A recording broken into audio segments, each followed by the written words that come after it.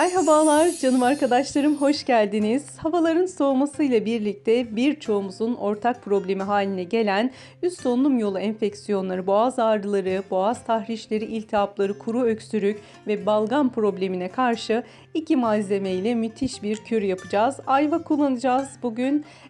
Birçoğumuzun artık mevsimden dolayı kolay erişebileceğimiz, kolayca bulabileceğimiz bir malzeme. Özellikle geceleri uyutmayan, nefes aldırmayan kuru bir öksürük var, inatçı bir öksürük. Bakın bugün tereyağı da kullanacağız. Özellikle boğazımızı yumuşatarak bu öksürüğü bir nebze olsun hafifletecek ve aynı zamanda ayva ile ikisi birleşerek balgamın atılması yönünde de bizim büyük ölçüde yardımcımız olacak. Maalesef kış ayları yaklaştığında bu zaten var olan bu sıkıntı iyice nüksediyor. Eğer atılmadıysa, balgam dışarıya çıkarılmadıysa bu öksürük sürekli tekrarlıyor kıymetli arkadaşlarım. Yani hava birazcık soğusun hemen başlıyor. Hemen sizi rahatsız etmeye başlıyor tekrardan. İşte biz özellikle balgamın atılması konusunda noktasında bu yüzden çok önem veriyoruz. Şimdi evde kendimiz çabucak hazırlayabileceğimiz bu kürle kolayca rahatlayacağız. O boğazımızdaki yırtılma hissi, tahriş olma hissinden kurtulacağız ve şifa bulacağız inşallah. Gördüğünüz gibi ayvamdan şöyle bir miktar kestim. İsterseniz bunu çok da yapabilirsiniz arkadaşlar ve gün boyunca da tüketebilirsiniz. Ben şöyle bir kullanımlık hazırlıyorum şimdi. Dediğim gibi ölçüleri istediğiniz şekilde artırabilirsiniz.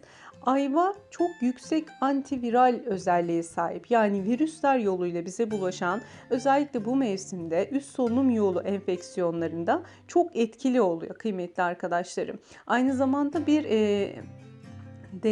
dezenfeksiyon yap. Yani o boğazı temizliyor kıymetli arkadaşlar. Mikrop kıran özelliğe sahip ayva. Gördüğünüz gibi küçük küçük doğradım.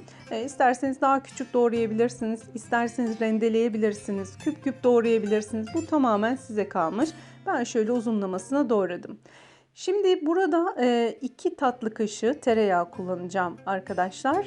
Tereyağınız tabii doğal güzel bir tereyağı olursa her zaman çok daha iyi etki alırız bundan.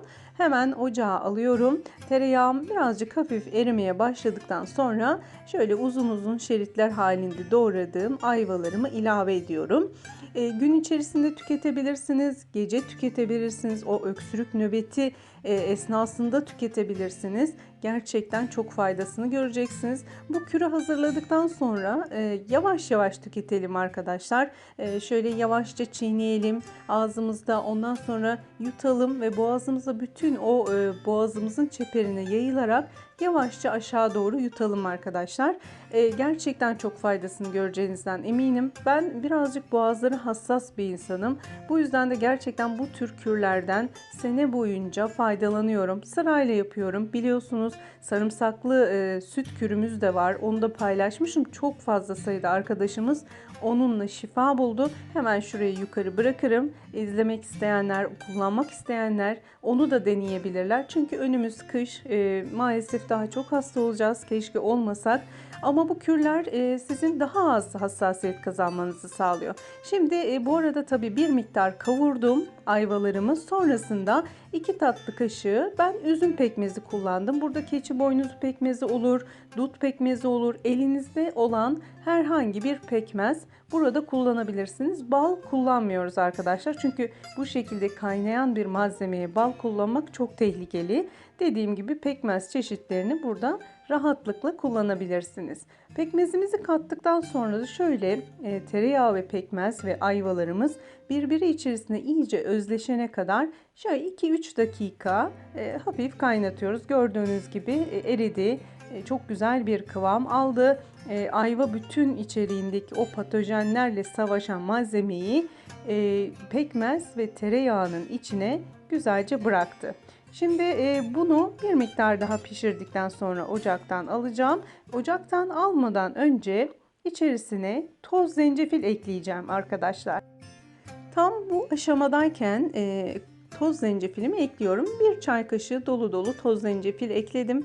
Elinde taze zencefil olan arkadaşlarım burada yarım ceviz büyüklüğünde taze zencefili ince ince kıyarak yine karışımın içerisine ilave edebilirler kıymetli arkadaşlarım. Şimdi bir miktarda böyle çevirdikten sonra karışımımı bir kaba alacağım. Çok sıcakken tüketmeyeceğiz. Lütfen buna dikkat edelim. Çünkü her zaman söylediğim gibi boğazlarımız ağrı ve tahriş durumunda gerçekten çok hassas oluyor. Hassas olan o bölgeye çok kaynar, çok sıcak ürünler kesinlikle göndermeyelim. Çay kahve içerken de çok dikkat edelim bu dönemde. Çok sıcak tüketmeyelim lütfen. Çünkü bu bize zarar kıymetli arkadaşlarım. Şimdi ben bunu hemen şöyle bir farklı bir kaba alıyorum daha çabuk soğusun diye. Dediğim gibi bunu öksürük nöbetleri esnasında kullanabilirsiniz. Gece yatmadan önce kullanabilirsiniz. Boğazınız yumuşacık uyursunuz. Sabah da güzel bir şekilde uyanırsınız. Tabii ki Allah'ın izniyle. Şifa Allah'tan kıymetli arkadaşlarım. Kullanıp şifa görmeniz, şifa bulmanız niyetiyle inşallah. Siz de o niyetlerle kullanın. Şifa olsun. Benim anlatacaklarım bu kadar. Videoyu beğenmeyi, yorumlarda benimle soru, görüş ve önerilerinizi paylaşmayı ve kanalıma abone olmayı unutmayın.